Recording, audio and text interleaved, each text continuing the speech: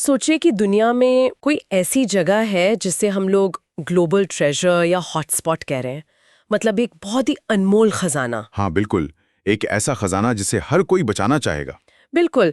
लेकिन हम उसे ये दर्जा इसलिए नहीं दे रहे क्योंकि वो बहुत खूबसूरत है या वहाँ सब कुछ बिल्कुल सही चल रहा है। अच्छा, तो फिर क्यों? हम उसे हॉटस्पॉट इसलिए कह रहे हैं क्योंकि वहाँ पहले से ही भयंकर आग लगी हुई है और उसका कम से कम 70% हिस्सा हमेशा के लिए नष्ट हो चुका है। बाप रे, मतलब हम तबाही को एक दर्जा दे रहे हैं। हाँ, और आज की हमारी शोध सामग्री हमें इकोलॉजी यानी पारिस्थितिकी की इसी दुनिया में ले जाती है, जहां हम सिर्फ सुरक्षित जंगलों को नहीं बचाते बल्कि उन जलती हुई इमारतों की तरफ भागते हैं जिन्हें बचाना सबसे ज्यादा जरूरी है। बिल्कुल सही कहा आपने। जाल को सुलझाने वाले हैं। कल्पना कीजिए कि हमारी ये पृथ्वी एक अनंत ग्लोबल लाइब्रेरी है और हर एक प्रजाति एक अनोखी किताब है। एक बहुत ही सटीक एनालॉजी है ये। है ना? तो आज का हमारा मिशन ये समझना है कि ये जो लाइब्रेरी है, ये सिर्फ कोई वैज्ञानिक कॉन्सेप्ट नहीं है, बल्कि ये हमारे ग्रह का एकमात्र लाइफ सपोर्ट सिस्टम है। और इस लाइब्रेरी की सबसे दिलचस्प बात यह है कि इसमें सिर्फ जानवरों या पेड़ों की गिनती नहीं होती। मतलब जब हम बायोडायवर्सिटी कहते हैं तो अक्सर दिमाग में शेर, हाथी या घने जंगलों की तस्वीर आती है। हाँ, आमतौर पर तो लोग यही सोचते हैं। लेकिन असल में ये 3 अलग-अलग स्तरों पर काम करती है। पहला है जेनेटिक लेवल, यानी एक ही प्रजाति के अंदर कितनी वैरायटी है, जैसे इंसानों में या कुत्तों की अलग-अलग ब्रीड्स में। अच्छा, जीन के स्तर पर। बिल्कुल। दूसरा है स्पीशीज या प्रजातियों का लेवल। और तीसरा, जो सबसे बड़ा है, वो है इकोसिस्टम का लेवल, यानी रेगिस्तान, पहाड़, समुद्र और जंगल, ये सब मिलके कैसे काम करते हैं। तो ये एक पूरी चेन है। हाँ, हमारे स्रोत बताते हैं कि 1916 में जे आर्थर हैरिस ने सबसे पहले बायोलॉजिकल डाइवर्सिटी के बारे में लिखा था। लेकिन बाद में 1986 में वॉल्टर जी रोजन ने बायोडाइवर्सिटी शब्द को दुनिया के सामने मशहूर किया। वॉल्टर जी रोजन। बिल्कुल, लेकिन इसका असली मतलब तो इसी बात में छिपा है कि कैसे ये सारी किताबें एक दूसरे से जुड़ी हुई हैं। सही बात है। तो अब जब हम ये समझ चुके हैं कि ये लाइब्रेरी कितनी विशाल है, तो स्रोत सामग्री में एक बहुत ही मजेदार कॉन्सेप्ट आता है, RH विटेकर का मापन मॉडल। हाँ, विविधता को मापने का तरीका। मतलब हम इस डाइवर्सिटी को असल में मापते कैसे हैं? इसके 3 नाम दिए गए हैं, अल्फा, बीटा और गामा। जी। अगर मैं इसे एक साधारण उदाहरण से समझाऊं, तो मान लीजिए अल्फा विविधता एक मोहल्ले के भीतर की डाइवर्सिटी है। उस एक मोहल्ले में कितने अलग अलग तरह के पेड़ पौधे या जीव है। ठीक है। और गामा हो गया पूरा का पूरा देश या एक बहुत बड़ा भौगोलिक क्षेत्र। लेकिन यहाँ मुझे एक चीज ने थोड़ा अटका दिया। किस चीज ने? स्रोत में बीटा का एक मैथमेटिकल फॉर्मूला दिया गया है, बीटा बराबर गामा बटे अल्फा। ये गणित का सूत्र असल में इकोलॉजी में कर क्या रहा है? यह हमें प्रजातियों के बदलाव के बारे में क्या कहानी सुनाता है? वो फॉर्मूला असल में एक सरप्राइज इंडेक्स की तरह काम करता है। Surprise index? वो कैसे? इसे ऐसे समझते हैं, मान लीजिए पूरे देश में यानी गामा में कुल 100 तरह के पक्षी हैं। ठीक है। और आप देश के किसी भी एक मोहल्ले में जाते हैं यानी अल्फा में, और वहां भी आपको वही 100 पक्षी मिलते हैं। तो बीटा क्या होगा? 100 बटे 100 यानी 1। अच्छा, तो स्कोर 1 आया। इसका मतलब है कि पूरा देश बिल्कुल एक जैसा है, कोई बदलाव नहीं है। बहुत ही बोरिंग है। हाँ, हर जगह एक ही चीज दिख रही है। बिल्कुल। लेकिन अगर गामा 100 है और हर मोहल्ले में सिर्फ 10 अलग तरह के पक्षी हैं, तो बीटा क्या हो जाएगा? 10। ओहो, मतलब बीटा स्कोर बढ़ गया। हाँ, ये हाई बीटा स्कोर हमें बताता है कि हर मोहल्ला अपने आप में बिल्कुल अलग है। जैसे जैसे आप एक इलाके से दूसरे इलाके में जाएंगे, प्रजातियां बहुत तेजी से बदलेंगी। हर 10 मिनट की वॉक पर आपको एक बिल्कुल नया इकोसिस्टम मिलेगा। अरे वाह! तो बीटा असल में बदलाव की स्पीड बता रहा है। एकदम सही। और स्रोत ये भी बताते हैं कि पृथ्वी पर ये विविधता हर जगह एक समान नहीं है। जैसे जैसे हम ध्रुवों से यानी पोल्स से भूमध्य रेखा की तरफ आते हैं, ये डाइवर्सिटी बढ़ती जाती है। हाँ, इक्वेटर की तरफ। भूमध्य रेखा के पास के जो उष्णकटिबंधीय वर्षावन हैं, जिन्हें स्रोत में अनुकूलतम बायोम या ऑप्टिमम बायोम कहा गया है, वहाँ जीवन पनपने के लिए सबसे बेहतरीन परिस्थितियां हैं। बिल्कुल। वहाँ धूप और बारिश का बैलेंस बहुत अच्छा होता है। लेकिन मुझे पहाड़ों वाले हिस्से पे बहुत हैरानी हुई। पहाड़ों पर? क्यों? मतलब लॉजिक तो ये कहता है कि पहाड़ों की ऊंची ऊंची चोटियों पर जहां इंसान पहुंच नहीं पाता वहां तो सबसे ज्यादा विविधता होनी चाहिए ना। लेकिन डेटा इसका बिल्कुल उल्टा कहता है। हाँ, क्योंकि ऊंची चोटियों पर मौसम बहुत चरम होता है, मतलब एक्सट्रीम होता है। अच्छा। वहाँ हवा बहुत पतली होती है, ठंड बहुत ज्यादा होती है और ढलान की वजह से मिट्टी भी टिक नहीं पाती। तो फिर सबसे ज्यादा विविधता पहाड़ों में कहाँ मिलती है? इसके बजाय पहाड़ों की जो निचली घाटियां होती हैं, वैलीज, वहाँ ऊपर से बहकर आई सारी उपजाऊ मिट्टी जमा हो जाती है। लॉजिकल है। वहाँ तापमान और नमी एक परफेक्ट बैलेंस में होते हैं। इसीलिए केरल की साइलेंट वैली या उत्तराखंड की फूलों की घाटी, वैली ऑफ फ्लावर्स, वहाँ आपको इतनी सघन और अलग तरह की जैव विविधता मिलती है जो शायद पहाड़ों की चोटी पर कभी न मिले। बिल्कुल। और यहीं पर हम वापस उस हॉटस्पॉट वाले विचार पर आते हैं जिसका मैंने बिल्कुल शुरुआत में जिक्र किया था। हाँ, जो आग लगी हुई इमारत की हम बात कर रहे थे। हाँ, तो 1988 में ब्रिटिश इकोलॉजिस्ट नॉर्मन मायर्स ने यह हॉटस्पॉट का कॉन्सेप्ट दिया था। पर मुझे इसके नियम सच में बहुत अजीब लगे। कौन से नियम? मतलब कोई जगह हॉटस्पॉट तब कहलाएगी जब वहाँ कम से कम 1500 ऐसे पौधे हों जो दुनिया में और कहीं ना पाए जाते हों। मतलब वो स्थानिक या एंडेमिक हो। ये तो ठीक है। हाँ, ये तो खूबी हुई। लेकिन दूसरी शर्त यह है कि उस जगह की 70% या उससे अधिक मूल वनस्पति नष्ट हो चुकी हो। जी। मतलब हम एक तबाह हो रही जगह को हॉटस्पॉट का मेडल दे रहे हैं। तो ये कोई मेडल नहीं है, ये एक मेडिकल इमरजेंसी का सायरन है। इसे हम ट्रायाज कह सकते हैं। ट्रायाज? मतलब जैसे अस्पतालों में होता है। बिल्कुल। जब किसी अस्पताल की इमरजेंसी में बहुत सारे मरीज एक साथ आते हैं तो डॉक्टर क्या करते हैं? वो तय करते हैं कि किसे तुरंत इलाज की जरूरत है। एकदम सही। वो तय करते हैं कि कौन सबसे क्रिटिकल है। हॉटस्पॉट का मतलब यही है कि ये इलाका दुनिया के लिए अविश्वसनीय रूप से महत्वपूर्ण है और ये पतन के बिल्कुल कगार पर खड़ा है। अगर हमने अपना सारा फोकस और पैसा अभी यहाँ नहीं लगाया तो ये खजाना हमेशा के लिए खत्म हो जाएगा। पूरी दुनिया में ऐसे 36 हॉटस्पॉट पहचाने गए हैं। 36? और भारत इनमें से 4 का प्रतिनिधित्व करता है ना? जी हाँ। एक है पूर्वी हिमालय, दूसरा है पश्चिमी घाट जिसमें श्रीलंका का कुछ हिस्सा भी आता है। ठीक है। तीसरा है इंडो बर्मा क्षेत्र और चौथा है हमारा सुंडालैंड जिसमें निकोबार द्वीप समूह शामिल है। ये वो जगह हैं जहां ऐसे जीव और पौधे मिलते हैं जो पूरी पृथ्वी पर और कहीं नहीं है और ये जगह भारी खतरे में है। तो इन जलते हुए खजानों को समझने के बाद अब ये जानना बहुत जरूरी हो जाता है कि आखिर ये आग लगा कौन रहा है। बिल्कुल। इस ग्लोबल लाइब्रेरी से किताबें कौन फाड़ रहा है? हमारे स्रोत सामग्री में जैव विविधता के ह्रास यानी कमी के 4 मुख्य कारणों का जिक्र है जिन्हें हम विनाश के 4 घुड़सवार कह सकते हैं। 4 हॉर्समैन। हाँ, तो पहला है प्राकृतिक आवास की हानि और विखंडन, मतलब हैबिटेट फ्रेगमेंटेशन। इस विखंडन को समझना बहुत जरूरी है। हाँ। ये सिर्फ जंगल काटने के बारे में नहीं है। तो फिर क्या है? मान लीजिए बहुत बड़ा जंगल है। हाँ। आपने उसे पूरी तरह नहीं काटा, बस उसके बीच से एक चौड़ा हाईवे निकाल दिया। हाँ। या कोई माइनिंग प्रोजेक्ट लगा दिया।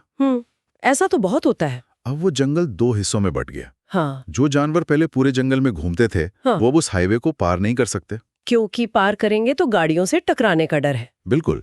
इससे उनकी ब्रीडिंग, उनका खाना, सब कुछ एक छोटे से इलाके में सीमित हो जाता है। हाँ। और धीरे धीरे वो प्रजाति वहीं घुटकर खत्म होने लगती है। दूसरा कारण जो मुझे बहुत चौंकाने वाला लगा वो है बाह्य या विदेशी प्रजातियों का आक्रमण, एलियन स्पीशीज। हाँ, ये बहुत बड़ी समस्या है। मुझे हमेशा लगता था कि बाहर से कोई नया पौधा या जानवर आ जाए तो डाइवर्सिटी बढ़नी चाहिए, मतलब एक नई किताब जुड़ गई। लॉजिकल लगता है पर ऐसा होता नहीं है। बिल्कुल। यहाँ पार्थेनियम, जिसे हम गाजर घास कहते हैं, या तालाबों में दिखने वाली जलकुंभी का उदाहरण दिया गया है। मुझे ये समझ नहीं आया कि एक सुंदर सी दिखने वाली जलकुंभी पूरे इकोसिस्टम को कैसे तबाह कर सकती है। क्योंकि उस जलकुंभी को खाने वाला या कंट्रोल करने वाला कोई प्राकृतिक शिकारी उस नए इकोसिस्टम में होता ही नहीं है। अच्छा। जब जलकुंभी किसी तालाब में फैलती है तो वो बहुत तेजी से बढ़ती है और पूरे पानी की सतह को ढक लेती है। वो पानी की सारी ऑक्सीजन सोख लेती है और सूरज की रोशनी को नीचे जाने से पूरी तरह रोक देती है। बाप रे। इसका नतीजा ये होता है कि पानी के अंदर की सारी मछलियां और जो छोटे पौधे हैं वो ऑक्सीजन की कमी से दम तोड़ देते हैं। सिर्फ एक साधारण सा पौधा पूरे तालाब को कब्रिस्तान बना देता है। ये तो सच में डरावना है। और इसके अलावा तीसरा कारण है जरूरत से ज्यादा एक्सप्लॉयटेशन, ओवर एक्सप्लॉयटेशन। हाँ, जब इंसान की बुनियादी जरूरत उसके लालच में बदल जाती है। बिल्कुल। और वो किसी प्रजाति का अंधाधुंध शिकार करने लगता है। और जो चौथा घुड़सवार है, सहविलुप्तता या को एक्सटिंक्शन, ये मुझे सबसे ज्यादा खतरनाक लगा। ये बिल्कुल ताश के पत्तों के महल के ढहने जैसा है। स्रोत में एक होस्ट मछली का उदाहरण है। हाँ, वो पैरासाइट वाला। हाँ, मान लीजिए प्रदूषण के कारण वो होस्ट मछली विलुप्त हो जाती है। अब उस मछली के शरीर पर एक खास तरह का परजीवी रहता था जो सिर्फ उसी मछली पर जिंदा रह सकता था जी। अब भले ही उस परजीवी का किसी ने शिकार ना किया हो, वो मछली के मरते ही हमेशा के लिए खत्म हो जाएगा। यही वो अदृश्य धागा है जिसकी हम शुरुआत से बात कर रहे थे। प्रकृति में हर चीज जुड़ी हुई है। बिल्कुल। और इसका एक और बहुत भयानक रूप हमें जैविक आवर्धन या बायोमैग्निफिकेशन में देखने को मिलता है। मैंने इसके बारे में सुना तो है, लेकिन ये असल में काम कैसे करता है? मतलब खेत में छिड़का गया कोई केमिकल आसमान में उड़ने वाले बाज या चील को कैसे मार सकता है? इसका गणित बहुत ही खतरनाक है, मैं समझाता हूँ। हाँ, बताइए। मान लीजिए आपने खेत में DDT जैसा केमिकल छिड़का, बारिश हुई और वो केमिकल बहकर पास के किसी तालाब में चला गया। ठीक है। अब पानी में वो केमिकल बहुत कम मात्रा में है, शायद पार्ट्स पर मिलियन में। लेकिन जब पानी के छोटे प्लैंकटन यानी सूक्ष्म जीव उस पानी को पीते हैं तो वो केमिकल उनके शरीर में जमा हो जाता है, क्योंकि वो उससे पचा नहीं सकते। एकदम सही। अब एक छोटी मछली ऐसे हजारों प्लैंकटन खाती है तो वो सारा का सारा केमिकल उस एक छोटी मछली के शरीर में इकट्ठा हो गया। और फिर एक बड़ी मछली 100 छोटी मछलियों को खा लेगी। बिल्कुल। और अंत में जब कोई शीर्ष शिकारी टॉप प्रेडेटर जैसे चील या बाज उस बड़ी मछली को खाता है तो उसके शरीर में वो केमिकल लाखों गुना ज्यादा संकेंद्रित हो चुका होता है। बाप रे, लाखों गुना। हाँ, ये रसायन शरीर से बाहर नहीं निकलते। चील के शरीर में पहुंचकर ये DDT उनके अंडों के छिलकों को इतना पतला कर देता है कि बच्चे पैदा होने से पहले ही अंडे टूट जाते हैं। ये तो रोंगटे खड़े करने वाली बात है। और मुझे लगता है कि हमारे देश में गिद्धों के, वल्चर्स के आसमान से गायब होने की कहानी भी बिल्कुल ऐसी ही है। बिल्कुल ऐसा ही हुआ था उनके साथ। मतलब हमारे स्रोत में डाइक्लोफेनेक नाम की एक दवा का साफ साफ जिक्र है। रुको, डाइक्लोफेनेक तो इंसानों के घुटने के दर्द या सूजन में इस्तेमाल होने वाली बहुत ही आम पेन किलर है ना? जी हाँ, वही दवा। तो उसने गिद्धों को कैसे मार दिया? यही तो सबसे बड़ा झटका था वैज्ञानिकों के लिए। डाइक्लोफेनेक असल में पशुओं को भी दर्द निवारक के रूप में दी जाती थी। अच्छा, जानवरों के डॉक्टर देते थे? हाँ, जब गाय या भैंस बूढ़ी हो जाती हैं या उन्हें कोई दर्द होता है तो उन्हें ये दवा दी जाती थी। अब जब उस पशु की मौत हो जाती और गिद्ध, जो कि प्रकृति के सबसे बेहतरीन सफाई कर्मचारी हैं, उस मृत शरीर को खाते तो वो दवा उनके शरीर में चली जाती। तो क्या वो उनके लिए जहर थी? समस्या ये थी कि गिद्धों की किडनी में इस दवा को प्रोसेस करने वाला एंजाइम ही नहीं होता। उनके लिए ये एक धीमे जहर की तरह था जिससे उनकी किडनी फेल होने लगी। हे भगवान! सिर्फ एक आम सी दवा ने 90 से 99% गिद्धों की आबादी को खत्म कर दिया। ये बहुत ही दुखद है। हालांकि जब हमें ये बात समझ आई तो भारत सरकार ने पशुओं के लिए इसके इस्तेमाल पर तुरंत प्रतिबंध लगा दिया। मतलब सिर्फ एक दवा ने पूरा इकोसिस्टम हिला दिया। तो विनाश के इन 4 कारणों और खाद्य श्रृंखला पर पड़ने वाले इन भयानक प्रभावों को समझने के बाद अब सवाल ये उठता है कि हम कर क्या रहे हैं? मतलब हम इस विनाश को रोक कैसे रहे हैं? हमारे स्रोत 2 प्रमुख बचाव रणनीतियों की बात करते हैं, स्वस्थाने और बाह्य स्थानीय संरक्षण, इन सीटू और एक्स सीटू कंजर्वेशन। हाँ, अगर मैं इसे भी एक एनालॉजी से समझाऊं तो मान लीजिए एक बहुत ही प्राचीन ऐतिहासिक किला है। ठीक है। अगर आप उस किले की मरम्मत करते हैं, उसकी दीवारों को मजबूत करते हैं और वहीं पे पहरा बिठाते हैं, तो ये इन सीटू संरक्षण हुआ, मतलब जीवों को उनके अपने प्राकृतिक घर में ही बचाना। बिल्कुल। लेकिन अगर वो किला इतना जर्जर हो चुका है कि वो गिरी जाएगा, तो आप वहां से कीमती मूर्तियां और कलाकृतियां निकालते हैं और उन्हें किसी सुरक्षित म्यूजियम में ले जाते हैं। ये हुआ एक्स सीटू संरक्षण, जहां आप प्रजातियों को चिड़ियाघर या जीन बैंक में सुरक्षित रखते हैं। ये एक बहुत ही अच्छी उपमा है। इन सीटू संरक्षण में ही हमारे नेशनल पार्क्स और वाइल्ड लाइफ सैंक्चुरीज आते हैं। हाँ, जहां जानवर खुले में रहते हैं। लेकिन इनमें जो सबसे वैज्ञानिक और सुलझा हुआ मॉडल है वो है बायोस्फीयर रिजर्व का। Biosphere reserve? भारत में ऐसे कितने हैं? भारत में ऐसे 18 रिजर्व हैं, जिनमें से 13 यूनेस्को के नेटवर्क में शामिल हैं। अच्छा, 13 को अंतर्राष्ट्रीय मान्यता मिली है। जी। और स्रोत में ये दिलचस्प जानकारी भी है कि 2025 में हिमाचल प्रदेश का कोल्ड डेजर्ट इसमें शामिल होने वाला सबसे नया रिजर्व बनने जा रहा है। अरे वाह, ये तो बहुत अच्छी खबर है। अगर हम बायोस्फीयर रिजर्व के डिजाइन को देखें तो ये 3 गोल घेरों में बटा होता है। हाँ, मैंने पढ़ा था, कोर, बफर और ट्रांजिशन जोन। लेकिन ये जोन असल में जमीन पर काम कैसे करते हैं? सबसे अंदर का घेरा होता है कोर जोन। ये प्रकृति का सबसे पवित्र हिस्सा है। वहां इंसानों का जाना बिल्कुल मना है। मतलब कोई टूरिज्म नहीं है? बिल्कुल नहीं। जानवर वहां बिना किसी इंसानी दखल के रहते हैं। उसके बाहर आता है बफर जोन, जहां थोड़ी बहुत छूट होती है। जैसे वैज्ञानिक रिसर्च करना या कंट्रोल टूरिज्म। ठीक है। लेकिन सबसे बाहर का घेरा, जो ट्रांजिशन जोन कहलाता है, वो सबसे महत्वपूर्ण है। वहां इंसान रहते हैं, बस्तियां होती हैं, खेती होती है। तो इंसान भी उसका हिस्सा है? बिल्कुल। ये जोन हमें ये सिखाता है कि हमें प्रकृति को बचाने के लिए इंसानों को बाहर निकालने की जरूरत नहीं है, बल्कि हमें प्रकृति के साथ सामंजस्य में, हार्मनी में रहना सीखना होगा। ये बहुत ही प्रैक्टिकल तरीका है।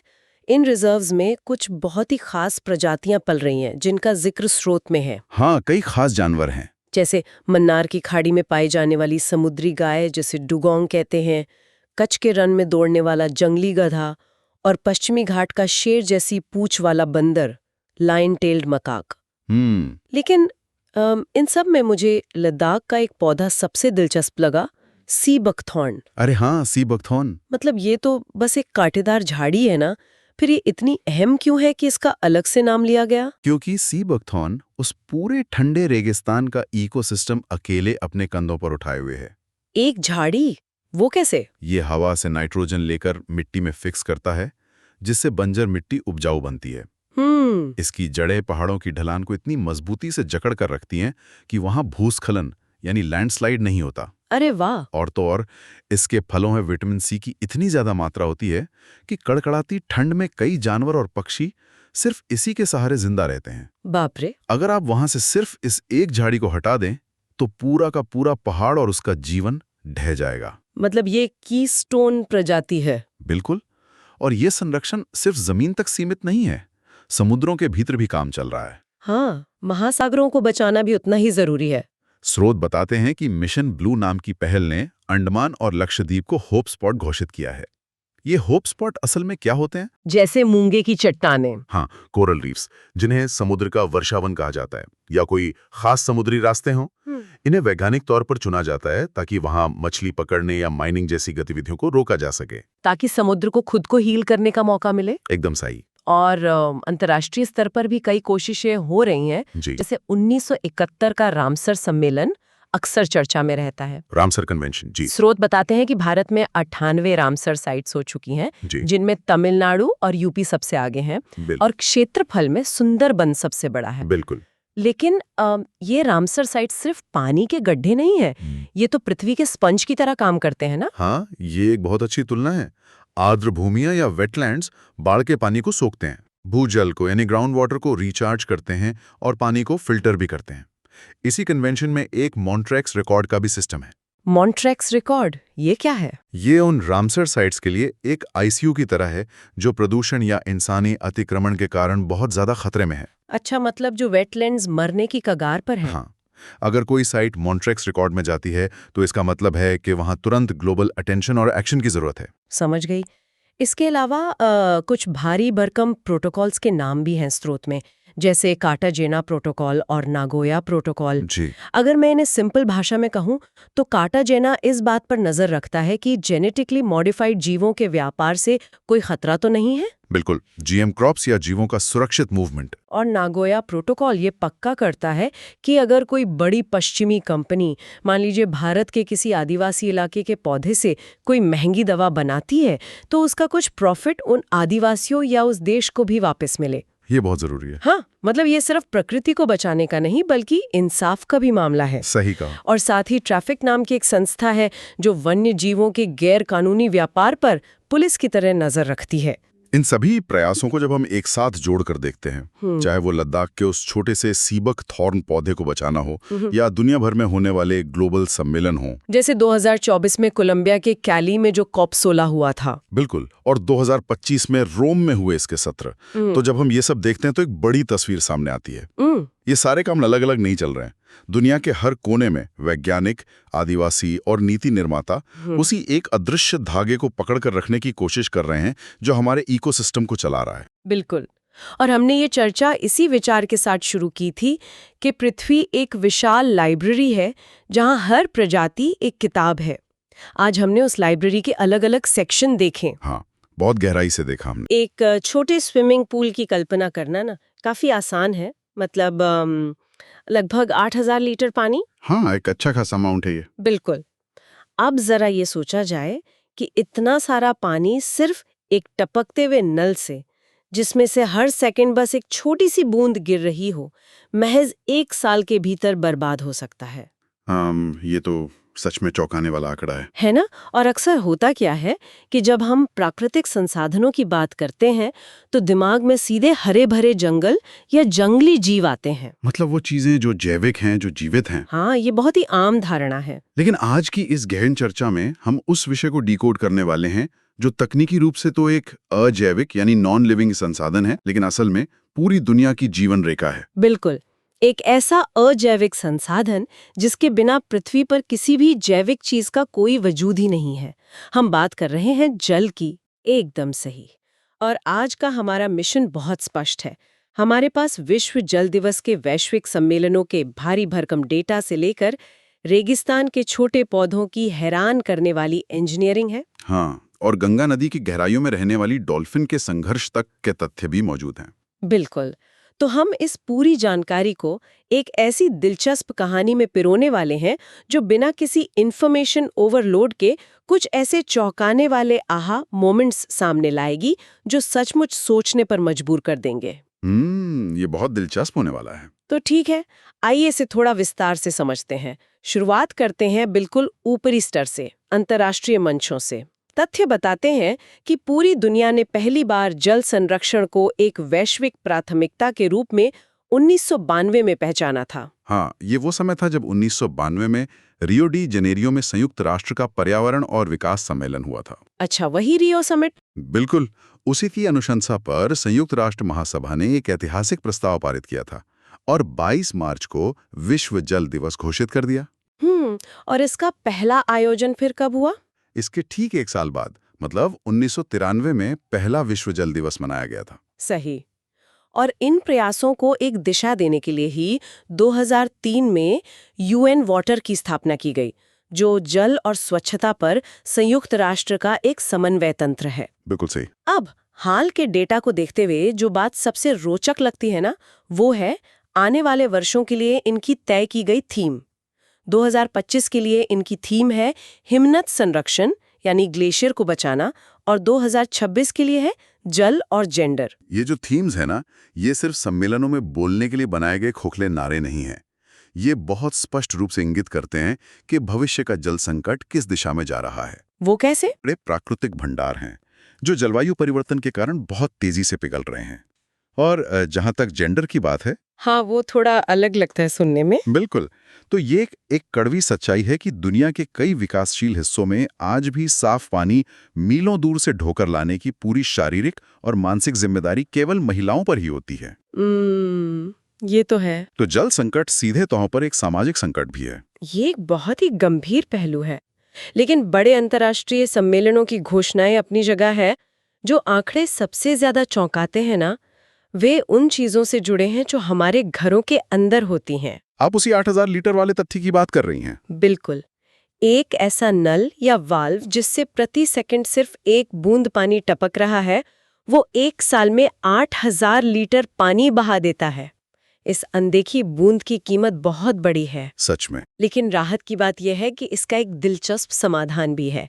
अगर घरेलू स्तर पर जल मापन यानी मीटरिंग की जाए तो पानी के उपयोग में 5 से 15% तक की कमी आ सकती है। अरे वाह, सिर्फ मीटर लगाने से? हाँ, तो ऐसा लगता है कि यूएन में बैठ के नीतियां बनाना एक बात है, लेकिन असली बदलाव तो बाथरूम में लगे एक मीटर से शुरू हो रहा है। यहाँ जो बात सबसे आकर्षक है वो ये है कि ये पूरी तरह से मानव मनोविज्ञान का खेल है। अच्छा, वो कैसे काम करता है? देखिए, जब पानी बिना किसी माप के मुफ्त मिलता है ना, तो हमारा दिमाग उसे असीमित मान लेता है। हाँ, ये तो इंसानी फितरत है। बिल्कुल। लेकिन जैसे ही किसी संसाधन पर एक मीटर लग जाता है और उसकी खपत को अंकों में मापा जाने लगता है, मानवीय व्यवहार में तुरंत एक सतर्कता आ जाती है। लोग कॉन्शियस हो जाते हैं। एकदम सही। ये एक ऐसा व्यवहारिक बदलाव है जो सिर्फ एक मशीन लगाने से आ रहा है। लोग अचानक शावर जल्दी बंद करने लगते हैं या ब्रश करते समय नल बंद कर देते हैं। अब इंसान तो मीटर लगाकर या जुर्माना देकर पानी बचाना सीख रहा है, लेकिन प्रकृति ने लाखों सालों के विकास से जल संरक्षण का अपना आर्किटेक्चर खुद तैयार कर लिया है। प्रकृति के पास अपना खुद का मीटरिंग सिस्टम है ना? आपका इशारा निश्चित रूप से मरुस्थलीय पौधों की तरफ है। हाँ, और यहाँ बात सच में बहुत दिलचस्प हो जाती है। इंसान खुद को इस ग्रह का सबसे चतुर जीव मानता है और पानी बचाने के लिए कागजों पर नीतियां बनाता है, लेकिन पौधे भौतिक रूप से अपने शरीर का ढांचा ही बदल रहे हैं। ये सच में प्रकृति का एक चमत्कार है। बिल्कुल।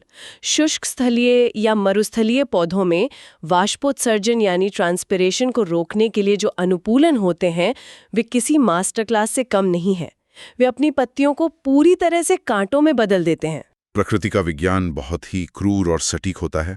रेगिस्तान में जहां पानी की भारी कमी है, वहां पौधे वाष्पोत्सर्जन के जरिए पानी खोना बर्दाश्त नहीं कर सकते। सही बात है। इसलिए कई पौधों की पत्तियों पर क्यूटिकल या क्यूटिन नाम की एक बहुत ही मोटी मोमी परत आ जाती है।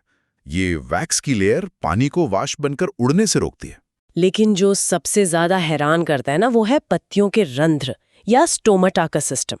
तथ्य बताते हैं कि ये स्टोमाटा पत्तियों की निचली सतह पर गहरे गड्ढों या रंध्र गहवरों में धंस जाते हैं। हाँ, ये उनका एक बहुत ही खास अडेप्टेशन है। तो थोड़ा इसे समझने की कोशिश करते हैं। ये रंध्र असल में क्या होते हैं और इनके गड्ढों में धंसने से पानी कैसे बचता है? इसे ऐसे समझा जा सकता है कि स्टोमेटा पौधों की त्वचा पर मौजूद छोटे छोटे छिद्र होते हैं, जिनसे पौधे कार्बन डाइऑक्साइड अंदर लेते हैं और ऑक्सीजन बाहर छोड़ते हैं। मतलब ये उनके सांस लेने का तरीका है। बिल्कुल।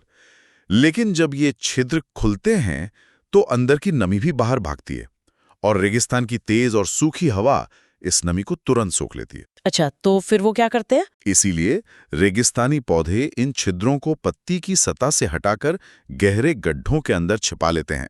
इससे उन गड्ढों के अंदर हवा का एक शांत और नम माइक्रोक्लाइमेट बन जाता है। अरे वाह, एक अपना ही छोटा सा क्लाइमेट। हाँ, तो सूखी हवा सीधे छिद्रों से नहीं टकराती और जलहानि कम से कम हो जाती है। ये शुद्ध भौतिकी और जीव विज्ञान का एक बेहतरीन तालमेल है। क्या कमाल की इंजीनियरिंग है। पौधे जीवित रहने के लिए अपनी संरचना बदल देते हैं, लेकिन मानव समाज अपनी जैविक संरचना तो नहीं बदल सकता। हम कांटों में तो नहीं बदल सकते। नहीं, वो तो संभव नहीं है। तो हमें अपने सामाजिक ढांचे को बदलना पड़ता है, और इसी बदलाव को लाने के लिए कुछ जमीनी स्तर के चैंपियंस की जरूरत होती है जो समाज को जगा सकें। और जल संरक्षण के मामले में भारत के पास ऐसे कई बेहतरीन उदाहरण हैं। सबसे प्रमुख नाम है राजेंद्र सिंह का, जिन्हें दुनिया भारत के जल पुरुष या वाटरमैन ऑफ इंडिया के नाम से जानती है। हाँ, उनका नाम तो बहुत मशहूर है। उनका काम इस बात का जीता जागता प्रमाण है कि इंसान की इच्छा शक्ति क्या कुछ कर सकती है। बिल्कुल। वे तरुण भारत संघ नाम की संस्था से जुड़े हैं। इस संस्था की स्थापना 1975 में हुई थी और राजेंद्र सिंह 1980 में एक महासचिव के रूप में इससे जुड़े थे और आज इसके अध्यक्ष हैं। उन्होंने राजस्थान के सूखे इलाकों में अद्भुत काम किया है। हाँ, उन्होंने पारंपरिक जल संरक्षण विधियों जैसे जोहड़ और चेक डैम को पुनर्जीवित किया। उसी का परिणाम है कि उन्हें 2001 में रेमन मैग्सेसे पुरस्कार और 2015 में स्टॉकहोम वाटर प्राइज से सम्मानित किया गया, जिसे पानी का नोबेल पुरस्कार भी कहा जाता है। बिल्कुल। उन्होंने 7 मृत नदियों को फिर से जीवित कर दिया था और जमीनी स्तर के ऐसे ही प्रयासों की ताकत को देखते हुए सरकारी नीतियां भी अब गांव केंद्रित हो रही हैं। कोई खास योजना जो आपको याद आती हो? इसका एक बेहतरीन उदाहरण है सुजलम अभियान। आजादी का अमृत महोत्सव के तहत जल शक्ति मंत्रालय ने 25 अगस्त 2021 को यह 100 दिवसीय अभियान शुरू किया था। सुजलम अभियान का मुख्य उद्देश्य ग्रामीण स्तर पर अपशिष्ट जल यानी ग्रे वाटर का प्रबंधन करना था। इसके तहत लाखों सोख गड्ढों का निर्माण किया गया ताकि गांवों को ODF प्लस का दर्जा मिल सके। बिल्कुल। लेकिन ये ग्रे वाटर और सोख गड्ढे का विज्ञान असल में काम कैसे करता है? अगर हम इसे व्यापक संदर्भ से जोड़कर देखें तो सुजलम अभियान और राजेंद्र सिंह का काम एक ही सिक्के के 2 पहलू हैं। अच्छा। हाँ, ग्रे वाटर वो पानी है जो घरों की रसोई, सिंक या नहाने के बाद नालियों में बह जाता है। इसमें मलमूत्र नहीं होता, लेकिन साबुन और गंदगी तो होती है। और अगर ये पानी सीधे तालाबों में जाए तो उन्हें प्रदूषित करता है। एकदम सही। तो सोख गड्ढे या सोख पिट जमीन में खोदे गए ऐसे गड्ढे होते हैं जिनमें पत्थर और ईंट के टुकड़े भरे होते हैं। तो पानी छन जाता है। हाँ, जब ग्रे वाटर इनमें जाता है तो ये प्राकृतिक रूप से छनकर धीरे धीरे जमीन के नीचे रिसता है और भूजल यानी ग्राउंड वाटर को रिचार्ज करता है। ये तो बहुत ही सिंपल और असरदार तरीका है। बिल्कुल। ये बड़े अंतर्राष्ट्रीय सम्मेलनों से ज्यादा प्रभावी है क्योंकि ये सीधे जमीन पर काम कर रहा है। लेकिन यहाँ एक बहुत बड़ी विडंबना नजर आती है। वो क्या? एक तरफ पानी बचाने के लिए सोख गड्ढे खोदे जा रहे हैं, भूजल को रिचार्ज किया जा रहा है, और दूसरी तरफ हमारा अनियंत्रित शहरीकरण और औद्योगिकरण उसी पानी को जहरीला बना रहा है। हाँ, ये तो है। जल प्रदूषण एक ऐसा अंधकार है जो संरक्षण के सारे प्रयासों पर भारी पड़ रहा है। ये सचमुच एक त्रासदी है। हमारे जल स्रोतों में भारी धातुएं, रसायन और घातक रोगजनक मिल रहे हैं। इसीलिए पानी के स्रोत तक पहुंचने के बाद भी जल शोधन या वाटर प्यूरिफिकेशन एक बहुत बड़ी चुनौती बन गया है। जल शोधन के कई तरीके मौजूद हैं, जैसे ताप यानी पानी को उबालना, ओजोन गैस का उपयोग और क्लोरीन के यौगिक। पानी को कीटाणु रहित करने के लिए आमतौर पर सबसे अंत में ब्लीचिंग पाउडर या क्लोरीन का उपयोग किया जाता है। हाँ, ताकि बचे हुए रोगजनक निष्क्रिय हो जाएं।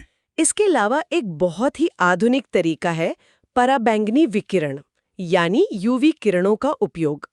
लेकिन यहाँ थोड़ा भ्रम होता है। यूवी किरणें भ्रम कैसा? मतलब आमतौर पर पानी को उबालने या उसमें रसायन डालने की बात समझ आती है कि उससे बैक्टीरिया मर जाएंगे। लेकिन प्रकाश की किरणें पानी के अंदर मौजूद बैक्टीरिया को कैसे मार सकती हैं? ये एक बहुत ही जायज सवाल है। असल में यूवी किरणें बैक्टीरिया को भौतिक रूप से मारती नहीं हैं, बल्कि वे उन्हें नपुंसक बना देती हैं। अच्छा, वो उन्हें मारती नहीं है? बिल्कुल नहीं।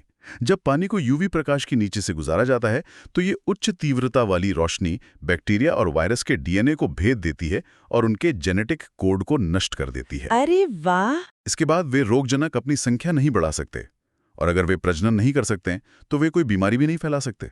ये तो बहुत ही कमाल का साइंस है। हाँ, ये तरीका पानी को बिना किसी खतरनाक रसायन के सुरक्षित कर देता है। और इसका सबसे बड़ा फायदा यह है कि इससे पानी के स्वाद, महक या रंग में कोई बदलाव नहीं आता। ये तकनीक सच में अद्भुत है। लेकिन कुछ प्रदूषण ऐसे हैं जो पानी में इतने गहरे बैठ गए हैं कि उन्हें सामान्य तरीकों से हटाना बहुत मुश्किल है। जैसे पश्चिम बंगाल के कई जिलों में भूजल में आर्सेनिक प्रदूषण की भारी समस्या है। आर्सेनिक तो एक बेहद खतरनाक और धीमा जहर है। बिल्कुल। ये त्वचा के घावों से लेकर कैंसर तक का कारण बन सकता है।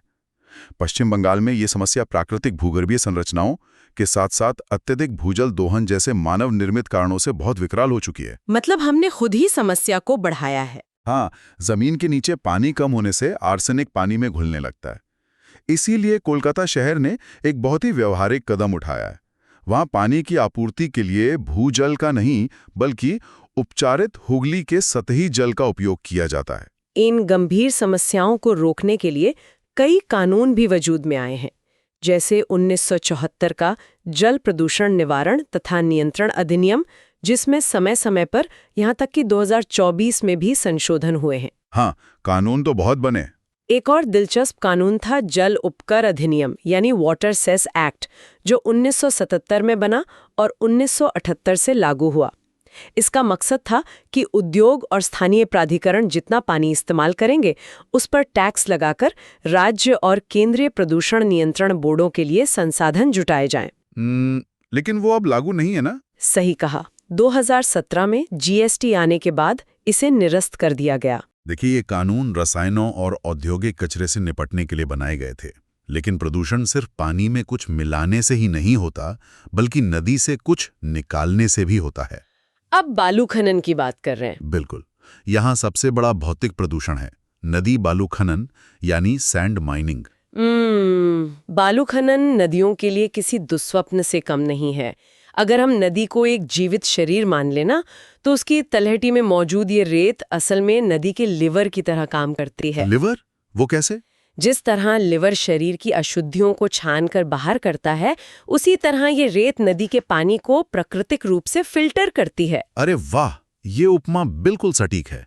रेत के कणों के बीच जो छोटी छोटी जगह होती हैं, वे पानी की भौतिक अशुद्धियों को फंसा लेती हैं। बिल्कुल। सिर्फ इतना ही नहीं, रेत की सतह पर सूक्ष्म जीवों की एक परत, जिसे बायोफिल्म कहते हैं, बन जाती है, जो पानी में मौजूद जैविक कचरे को खा जाती है। प्रकृति का अपना फिल्टर। हाँ, इसके अलावा रेत पानी के बहाव को धीमा करती है, ताकि पानी धीरे धीरे रिसकर भूजल भंडार को भर सके। अब सोचिए, मशीनों से अंधाधुंध रेत खनन करना तो नदी का इम्यून सिस्टम निकालकर फेंक देने जैसा है। जब प्राकृतिक फिल्टर ही नोच लिए जाएंगे तो जलीय आवास नष्ट होंगे और पानी की गुणवत्ता तो गिरेगी ही। बिल्कुल। और जब नदियां खुद को साफ करने की ये प्राकृतिक क्षमता खो देती हैं, तब क्या होता है? तब सारा बोझ सरकारी तंत्र पर आ जाता है और बड़ी बड़ी कमेटियों और प्राधिकरणों का गठन करना पड़ता है। यहीं आके थोड़ा सिर चकराने लगता है। दशकों से हमारी सबसे बड़ी नदियों जैसे गंगा और यमुना को बचाने के लिए योजनाओं और कमेटियों की झड़ी लगा दी गई है। हाँ, लिस्ट बहुत लंबी है। 1985 में गंगा कार्य योजना शुरू की गई। फिर 4 नवंबर 2008 को एक ऐतिहासिक कदम उठाते हुए गंगा को भारत की राष्ट्रीय नदी घोषित किया गया। 2009 में राष्ट्रीय गंगा नदी बेसिन प्राधिकरण बना, जिसे बाद में 2016 में भंग करके राष्ट्रीय गंगा परिषद लागू की गई। और फिर आया नमामि गंगे कार्यक्रम, जिसके लिए 2014-15 में 2037 करोड़ रुपए का भारी बजट रखा गया। और यमुना के लिए भी तो योजनाएं थीं। हाँ, यमुना के लिए भी YAP के 3 चरण लागू हुए। झीलों के लिए राष्ट्रीय जलीय पारितंत्र संरक्षण योजना बनी, जिसमें श्रीनगर की डल झील, मध्य प्रदेश की भोज आर्द्रभूमि और राजस्थान की पुष्कर जैसी राष्ट्रीय धरोहरों को शामिल किया गया। इतना ही नहीं, नदियों में गाद भरने की समस्या से निपटने के लिए 2016 में माधव चिताले समिति बनाई गई, जिसने डीसिल्टेशन के लिए दिशा निर्देश दिए। कमिटियां तो बहुत बनी। और उस घटना को याद करना भी जरूरी है, जब आर्ट ऑफ लिविंग के वर्ल्ड कल्चर फेस्टिवल के कारण यमुना के बाढ़ क्षेत्र को भारी नुकसान हुआ था। हाँ, वो काफी चर्चा में था। उस पर्यावरणीय नुकसान का आकलन करने के लिए शशि शेखर की अध्यक्षता में एक विशेषज्ञ समिति बनानी पड़ी थी, जिसने दिखाया कि कैसे नदी के भौतिक स्वरूप से छेड़छाड़ विनाशकारी होती है। बिल्कुल। ये एक बहुत ही महत्वपूर्ण सवाल खड़ा करता है। इतने दशकों से चले आ रहे प्राधिकरणों, कमिटियों और अरबों रुपए खर्च करने के बावजूद ये पारिस्थितिकी तंत्र पूरी तरह से वापस क्यों नहीं लौट पा रहे हैं? ये तो सोचने वाली बात है। इसका मूल सबक ये है कि जब तक रेत खनन और बाढ़ क्षेत्रों पर अतिक्रमण के जरिए प्राकृतिक फिल्टर नष्ट होते रहेंगे, कोई भी सरकारी योजना जादुई छड़ी का काम नहीं कर सकती। मानव द्वारा प्रकृति के विनाश की गति उसके पुनर्निर्माण से कहीं ज्यादा तेज है। और ये विनाश सिर्फ पानी की गुणवत्ता या सरकारी बजट तक सीमित नहीं है। इन सारी नीतियों, नदियों और झीलों के केंद्र में एक ऐसा पहलू है जिसे अक्सर विकास की अंधी दौड़ में भुला दिया जाता है। वो क्या? नदियां सिर्फ हमारे शहरों को पानी सप्लाई करने वाली पाइपलाइनें नहीं हैं, वे किसी का घर हैं। बिल्कुल, वे उन अद्वितीय जलीय जीवों का घर हैं, जिनका पूरा ब्रह्मांड ही ये जल है। इनमें सबसे प्रतिष्ठित निवासी है गंगा नदी डॉल्फिन। इसका वैज्ञानिक नाम प्लैटेनिस्टा गैंगेटिका है। और सबसे दिलचस्प बात यह है कि डॉल्फिन कोई मछली नहीं, बल्कि एक स्तनधारी जीव है। हाँ, एक मैमल है। लेकिन आज ये जीव अपने ही घर में सुरक्षित नहीं है। IUCN की 2022 की रेड लिस्ट के अनुसार गंगा डॉल्फिन को संकटग्रस्त यानी एंडेंजर्ड श्रेणी में रखा गया है। संरक्षण के लिए कदम जरूर उठाए गए हैं। 2009 में इसे भारत का राष्ट्रीय जलीय जीव और हाल ही में 2023 में उत्तर प्रदेश का राज्य जलीय जीव घोषित किया गया है। मेरी गंगा मेरी डॉल्फिन जैसे अभियान भी चलाए जा रहे हैं। प्रयास तो हो रहे हैं, लेकिन इनके सामने जो खतरे हैं वे बेहद खौफनाक है। जल प्रदूषण और घटता जल स्तर तो एक समस्या है ही, लेकिन एक और बहुत बड़ा खतरा है बाइकैच। क्या मछुआरे इन्हें जानबूझकर पकड़ रहे हैं? नहीं, बाइकैच का मतलब जानबूझकर शिकार करना नहीं है। ये उससे भी बड़ी त्रासदी है। अच्छा, तो ये क्या है? जब मछुआरे मछलियां पकड़ने के लिए नदियों में बड़े बड़े नायलॉन के जाल डालते हैं, तो ये डॉल्फिन अनपेक्षित रूप से उन जालों में फंस जाती हैं। ओहो। चूंकि वे स्तनधारी हैं, उनके पास मछलियों की तरह गिल्स नहीं होते उन्हें सांस लेने के लिए हर कुछ मिनटों में पानी की सतह पर आना पड़ता है। तो जब वो जाल में फंसती हैं तो वो घबरा जाती हैं, सतह पर नहीं आ पाती और अंततः पानी के अंदर ही दम घुटने से उनकी मौत हो जाती है। ये तो बेहद दर्दनाक है। और सिर्फ डॉल्फिन ही नहीं, इसी पारिस्थितिकी तंत्र का एक और अहम जीव घड़ियाल भी खतरे में है। हाँ, घड़ियाल की स्थिति भी खराब है। तथ्य बताते हैं कि घड़ियाल को तो गंभीर रूप से विलुप्त प्राय माना जा गया है। तो इस सब का असल मतलब क्या है? जब ये खबर आती है कि एक डॉल्फिन जाल में फंसकर मारी गई या घड़ियाल विलुप्त होने की कगार पर है, तो ये सिर्फ एक प्रजाति के कम होने का आंकड़ा नहीं है। बिल्कुल नहीं। ये इस बात का प्रमाण है कि विकास और लापरवाही का सीधा असर किसी दूसरे जीव के अस्तित्व पर पड़ रहा है। ये बिल्कुल सच है। आज की इस पूरी चर्चा में जो तस्वीर उभरकर सामने आई है वो दिखाती है कि 1992 में संयुक्त राष्ट्र के मंच से जो बात शुरू हुई थी वो असल में जमीन पर मौजूद हर उस चीज से जुड़ी है जो पानी पर निर्भर है। अगर इन सभी कड़ियों को जोड़ा जाए तो साफ दिखता है कि जल संकट को लेकर अंतर्राष्ट्रीय चिंता और मरुस्थलीय पौधों द्वारा पत्तियों को कांटों में बदलने की अद्भुत इंजीनियरिंग दोनों ही पानी की कमी पर प्रतिक्रियाएं हैं। और हमने ये भी समझा कि कैसे राजेंद्र सिंह के जमीनी प्रयास और सुजलम अभियान के तहत बनाए गए 100 गड्ढे असली बदलाव लाते हैं। सही कहा। जबकि दूसरी ओर बालू खनन जैसी मानवीय गतिविधियां नदी के प्राकृतिक लिवर को नष्ट कर रही हैं, जिसकी वजह से अरबों रुपए के भारी भरकम प्रोजेक्ट्स भी संघर्ष कर रहे हैं, की कोशिश कर रहे हैं। जल के इस पूरे चक्र में सब कुछ आपस में गहराई से गुंथा हुआ है। तो अब इस चर्चा को समेटते हुए एक ऐसा विचार सामने आता है जिस पर गहराई से गौर किया जाना चाहिए। शुरुआत में बात हुई थी कि जल तकनीकी रूप से एक अजैविक संसाधन है, हाँ, नॉन लिविंग।